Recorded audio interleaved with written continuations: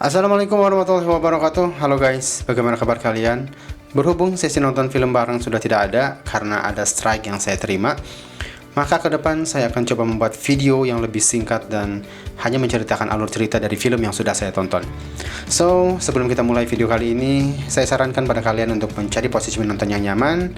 Pastikan paket data Anda cukup untuk beberapa menit ke depan.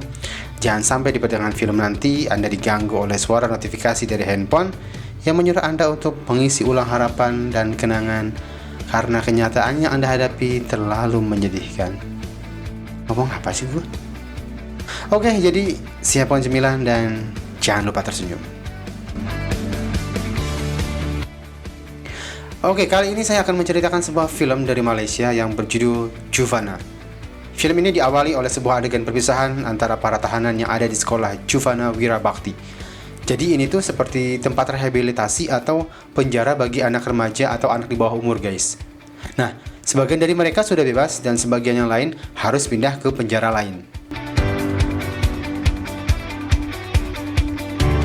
Film ini diperankan oleh beberapa tokoh yang bernama Apek, Ayam, Panjang, Komeng, Kicap, dan Botak. Ini nama orang apa nama makanan ya? Ayam, kecap, Bapak Apek, yang panjang dan botak. Tapi ya sudahlah. Kembali ke film. Setelah mereka akhirnya tiba di penjara yang baru, mereka disambut oleh seorang kepala sipir yang bernama Ali yang terlihat sangat sangar dan buas. Korang makan bila aku suruh makan. Korang tidur bila aku suruh tidur. Dan korang kencing bila aku suruh kencing. Sedangkan di tempat lain, seorang mantan tahanan bernama Daim sedang mencoba kembali peruntungannya di dunia pendidikan dan mencoba mengejar ketertinggalannya selama di dalam tahanan. Gimana? Saya nak pergi sekolah, Tuan. Beruntung, Daim memiliki seorang guru yang benar-benar mensupport dia untuk mengejar cita-citanya.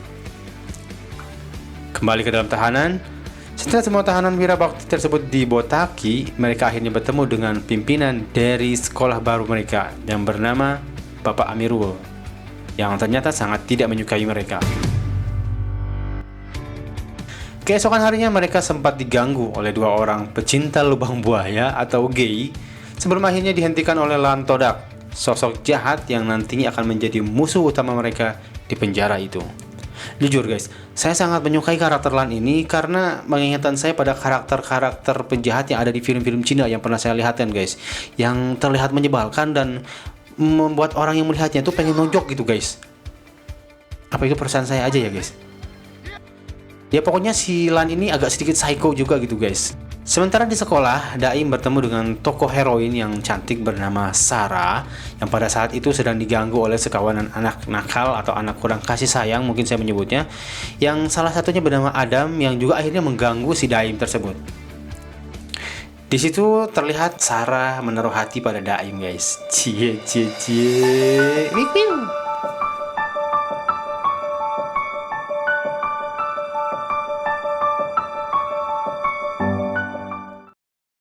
Di dalam penjara, si Lan Todak mulai melakukan aksinya seolah-olah ingin menunjukkan pada anak Wirabakti bahwa dia yang berkuasa di penjara ini. Tidak ragu-ragu, Lan mengerjai si Adi guys.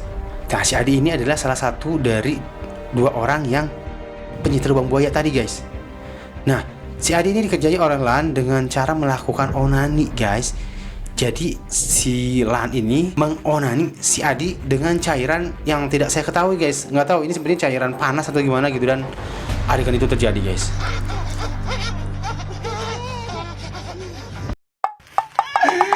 Laki-laki tiada.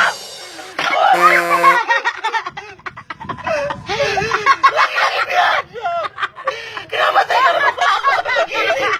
Kenapa tega? Nah, di saat hubungan Daim dan Sarah semakin dekat, saat itu pula Adam semakin gencar mengganggu Daim dan tak sungkan untuk mengancam agar Daim menjauhi Sarah. Apa dengan awak kau?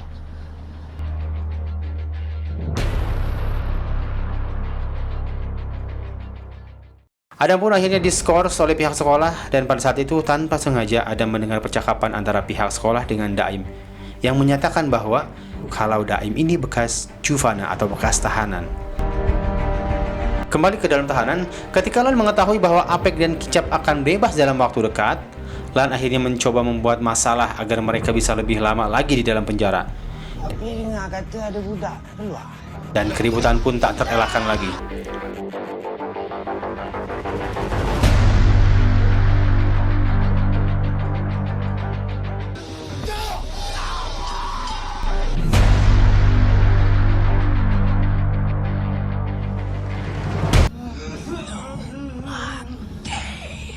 Setelah itu terjadi, kedua kubu itu diisolasi dan dihukum di ruangan terpisah sendiri-sendiri.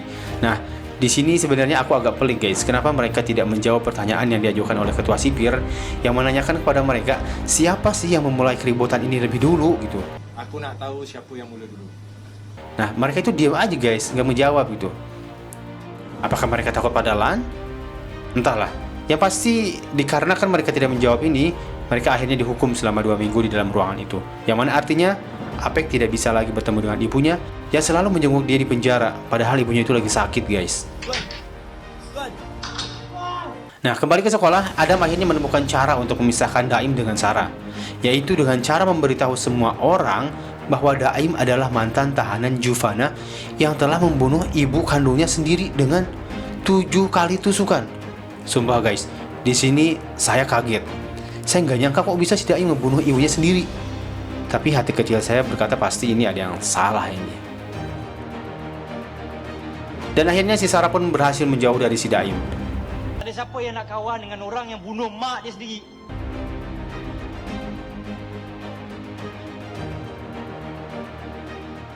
Saat Apek bermimpi bertemu ibunya di dalam sel,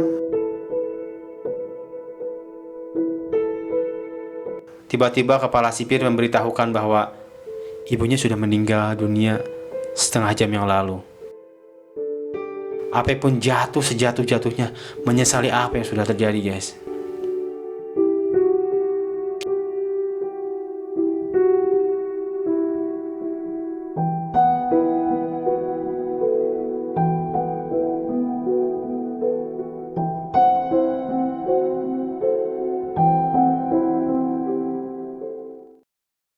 Nah, kejadian ini menjadi titik di mana sisi buruk dari Apek akan keluar dan kita akan melihatnya sebentar lagi.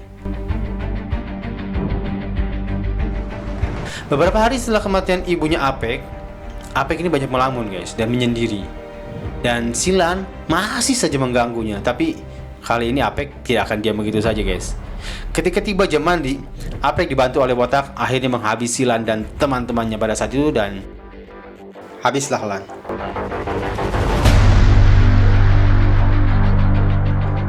Di sisi lain, Botak yang awalnya selalu merusuh mulai berubah sedikit-sedikit menjadi pribadi yang lebih baik.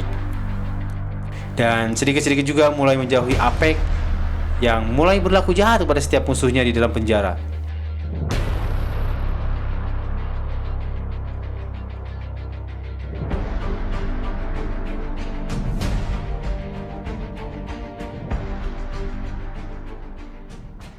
Sementara itu Daim mulai menyerah untuk mengejar mimpinya. Dia merasa tidak ada tempat untuk seorang mantan tahanan seperti dia. Tapi gurunya tetap menyemangati dia agar bisa kembali sekolah. Bila awak dah bersedia nak keluar, awak tahu mana nak cari saya. Di dalam tahanan ada sebuah scene yang sangat membuat saya haru. Ketika Botak selesai sholat, dia duduk bersila di hadapan Al-Quran. Awalnya saya mengira dia ingin membaca beberapa surat Al-Quran, tapi ternyata dia menangisi dirinya sendiri yang tidak bisa membaca Al-Quran.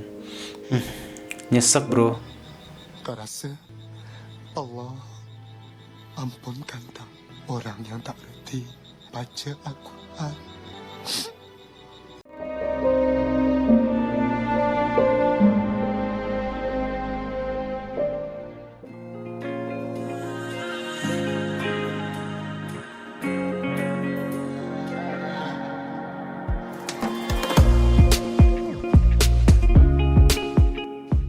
Singkat cerita, Daim dan Sarah akhirnya bisa kembali bersama setelah Daim memberikan klarifikasi kepada teman-teman sekelasnya. Namun tingkah Adam malah makin menjadi-jadi dan akhirnya Adam benar-benar mencelakai Daim kali ini. 11-12 dengan Adam, Apek pun sudah mulai tega mencelakai temannya sendiri yaitu Botak.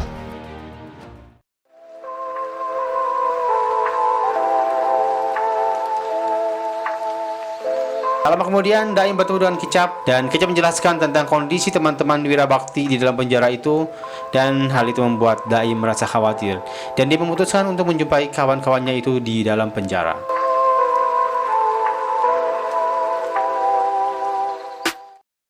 Dan di saat yang bersamaan, Lan berhasil memprovokasi semua tahanan untuk melawan para penjaga dan membuat kerusuhan yang besar di dalam penjara. Semua tamu yang datang untuk melawat akhirnya harus dievakuasi ke tempat yang lebih aman, dan para tahanan Wirabakti membantu mereka pada saat itu.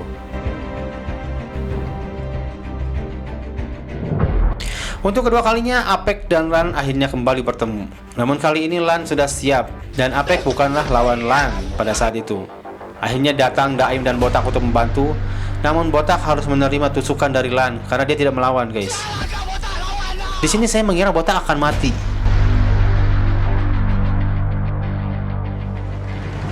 Namun akhirnya Lan bisa ditundukkan ketika Ali menodongkan senjata ke kepalanya. Hampir saja saya salah ngomong, menundukkan kepala ke senjatanya. Di akhir cerita nampak Botak dan semuanya dalam keadaan baik-baik saja. Namun Botak memang agak sedikit sakit karena ada bekas tusukan di perutnya.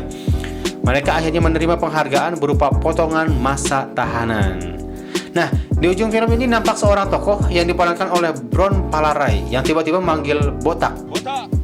Dan film pun the end. Nilai moral yang bisa saya dapatkan dalam film ini adalah sependiam-pendiamnya orang ternyata bisa berubah menjadi sosok yang menakutkan. Dan sejahat-jahatnya seseorang masih bisa berubah menjadi lebih baik. Oke guys, sampai jumpa di video selanjutnya. Assalamualaikum warahmatullahi wabarakatuh.